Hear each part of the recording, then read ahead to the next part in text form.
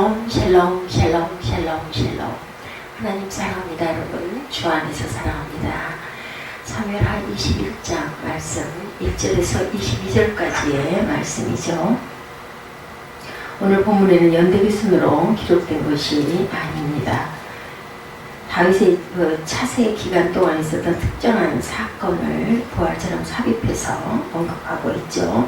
이 사건은 대략 압살롬의 반란 이전에 다윗이 요나단의 아들 무비보셋을 열심히 찾고 있을 때 발생한 사건으로 보입니다. 다윗이 국내어적으로 안정적인 통치를 하고 있을 때 예기치 않은 3년 동안 연이어 기근이 계속되고 고난을 겪게 됩니다.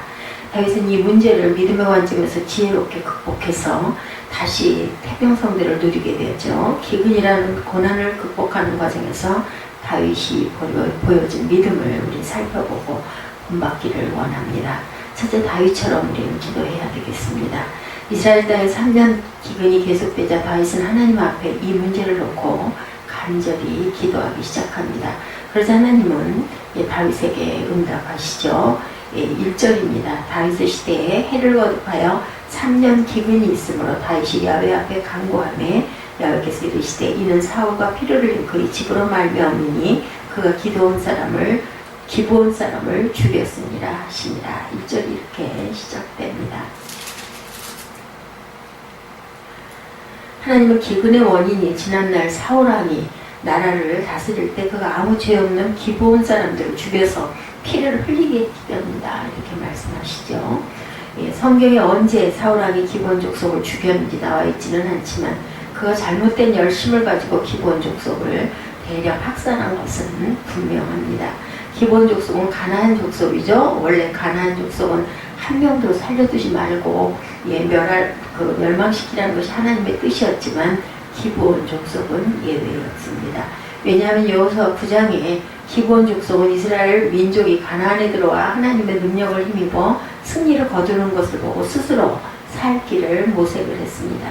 그들은 사절단을 이스라엘에게 보내는데 사절단은 입은 옷과 신발과 소지품을 일부러 헤어지게 해서 아주 멀리서 이스라엘 백성을 찾아온 것처럼 위장을 하죠. 그리고 말하기를 당신들이 섬기는 야훼 하나님의 행하신 일들을 들어서 알고 있습니다.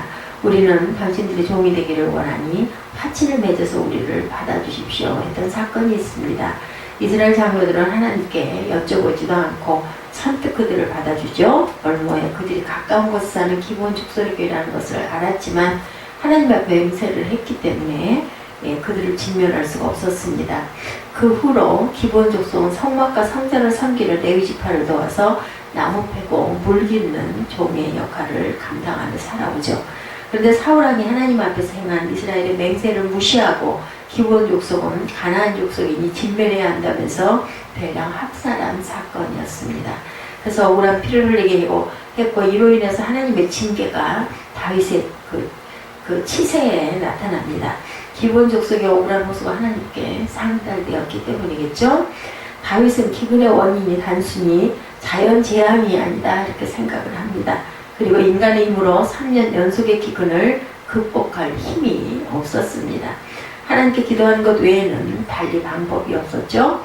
그는 인생의 고난을 직면했을 때 항상 하나님께 기도했던 사람입니다. 다윗은 성경은 그가 간절히 기도했다. 예레미야 33장 3절에 보면 너는 내게 부르짖으라 내가 내게 응답하겠고 내가 알지 못하는 크고 비밀한 은밀한 것을 하나님께 한 일을 내게 보이리라. 다윗이 기도해서 하나님이 응답하시죠. 그리고 하나님은 다윗에게 기근의 원인을 정확하게 알려주셨습니다. 만약 다윗이 기도하지 않았다면 그 기근을 해결하지 못하고 백성들과 함께 계속해서 고난을 당했겠죠. 그러나 기도함으로 원인을 알았고 해결할 수가 있었다. 우리도 인생의 문제를 직면했을 때 해결하려고 노력하기 전에 하나님께 먼저 기도해야 되겠습니다. 그러면 하나님의 문제의 원인을 정확하게 발견할 수 있도록 도와주실 줄 믿습니다. 두 번째, 다윗처럼 신의를 지킵시다. 다윗은 기근의 원인이 사울의 죄악 때문이고 그로 인해서 기브온 족속들이 당한 피해와 상처 때문이라는 것을 알았죠. 그래서 다윗은 직접 기브온 족속을 찾아가서 어떻게 보상해주면 되겠느냐라고 묻습니다. 그 3절에 다윗이 그들에게 묻되 내가 너희를 위하여 어떻게 하랴 내가 어떻게 속죄하여야 너희가 야훼 기업을 위하여 복을 빌겠느냐 이렇게 묻습니다. 그래서 기본 족속은 금과 은과 같은 금전적 보상을 원하지 않는다. 그들은 대신에 기본 족속이 흘린 피해 보상으로 사울의 자손 가운데 7명을 뽑아달라 이렇게 요청을 합니다.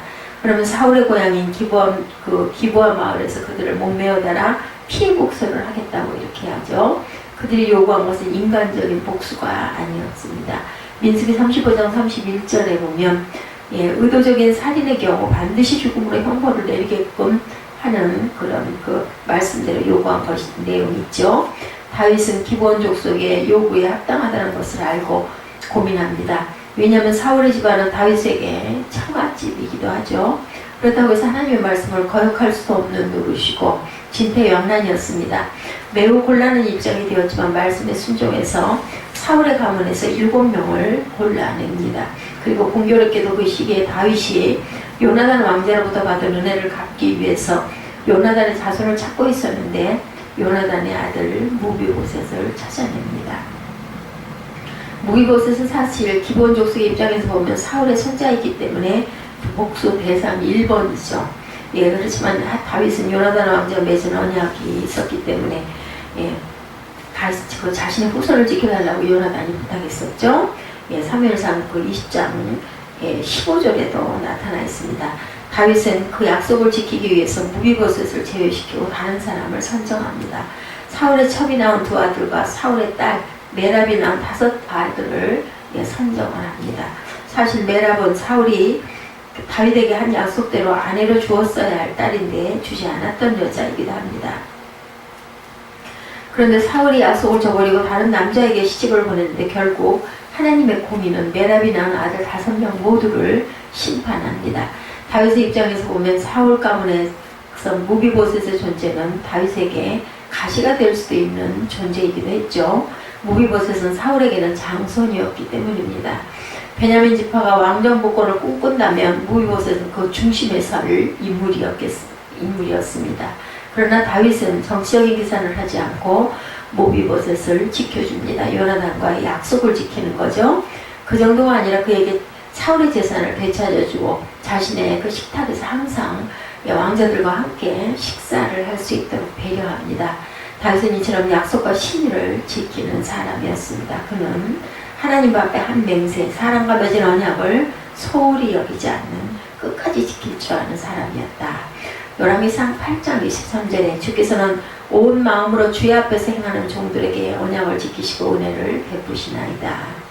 사도행전 24장 16절에도 이것을 인하여 나도 하나님과 사람에 대하여 항상 양심에 거리낌이 없기를 힘쓰노라. 하나님은 언약을 지키는 하나님이시라는 것. 하나님의 자녀인 우리도 하나님처럼 언약한 것, 맹세한 것, 약속한 것은 반드시 지키는 사람이 되어야겠습니다. 그래서 바울처럼 하나님과 사람을 대하여 양심에 거리낌이 없는 삶을 살아야 되겠죠. 세 번째, 다윗처럼 선을 행해야 되겠습니다. 기본 족속은 다윗에게 사울의 자손 7명을 넘겨받아서 그들을 야훼 앞에서 처형하죠. 인간적인 복수가 아니라 율법에 따라 하나님의 공의를 행한 것입니다. 그런데 안타깝게도 사울의 첩인 아야의 딸 리스바는 자기의 2 아들이 매달려 죽는 사형장 옆을 지킵니다.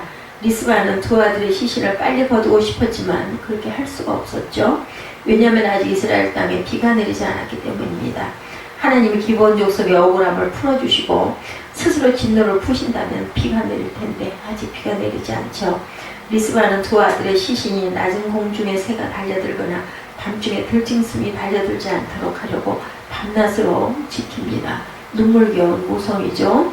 요한복음 13장 34절에 새 계명을 너희에게 주노니 서로 사랑하라. 내가 너희를 사랑한 것 같이 너희도 사랑하라. 이렇게 말씀합니다. 예수님도 우리가 예수님을 본받아 서로 사랑하라고 교훈하시고 사랑을 실천할 때 비로소 예수님의 제자인 것을 증명한다고 말씀을 하셨죠. 또한 우리가 선을 행하며 그 선행은 때가 이르면 반드시 열매를 거두게 된다고 성경은 약속하고 있습니다. 갈라디아서 6장 9절이죠. 우리가 선을 행하되 낙심하지 아니하며 포기하지 아니하면 때가 이르면 거두리라. 그러므로 우리는 기회 있는 대로 모든 이에게 착한 일을 하여 더 믿음의 가정들에게 할지니라 이렇게 증거합니다. 하나님은 다윗이 기브온 족속의 억울함을 풀어주신 선행을 기뻐하십니다. 그뿐만 아니라 그 과정에서 불가피하게 슬픔을 당한 과부 리스바와 사울에 가문 사람들의 눈물을 닦아주고 위로한 선행도 매우 기뻐하셨습니다. 만약 우리가 하나님 말씀대로 이웃을 사랑하고 선행과 자비를 행한다면 하나님은 그 행위를 낱낱이 기억하시고 우리에게 반드시 상을 주시겠죠. 이 땅에서 상을 주시지만 하늘에서도 면류관으로 상을 주실 줄 믿습니다. 선을 행하는 저와 여러분 되시기를 바랍니다. 예, 다윗은 3년 기근이라는 국가 최대의 고난에 직면했고 그는 이 고난을 하나님 앞에 먼저 간절히 기도함으로 극복하고 다윗은 신의를 지킴으로 고난을 극복하고 그리고 선을 행함으로 고난을 극복했습니다. 우리도 다윗처럼 인생의 고난과 위기를 직면할 때가 있습니다. 그때 다윗처럼 간절히 기도하고 그리고 하나님과 사람 앞에 행한 언약을 반드시 지키고 고난 중에도 이웃을 돌보고 선을 행함으로 하나님을 기쁘시게 하고 고난을 극복하는 그러한 저와 여러분을 바라보시면서 하나님의 기쁨이 되시기를 주님의 이름으로 축복합니다. 기도하시겠습니다.